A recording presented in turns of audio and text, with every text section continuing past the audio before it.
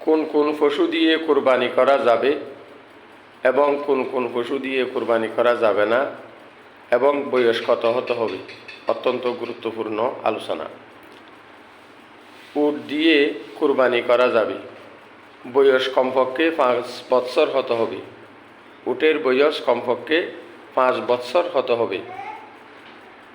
আর গরু মহিষ দিয়ে কুরবানি করা যাবে, বয়স কমপক্ষে 2 বৎসর হতে হবে। আর ছাগল দুম্বা বেড়া দিয়ে কুরবানি করা যাবে, বয়স কমপক্ষে 1 বৎসর হতে হবে।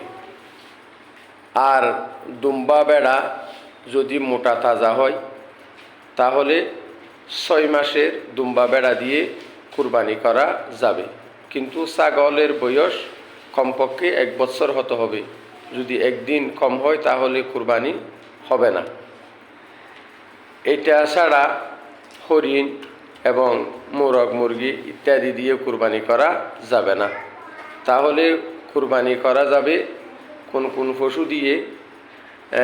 উট দিয়ে, গরু মহিষ দিয়ে, দুম্বা বেড়া ছাগল দিয়ে কুরবানি করা যাবে।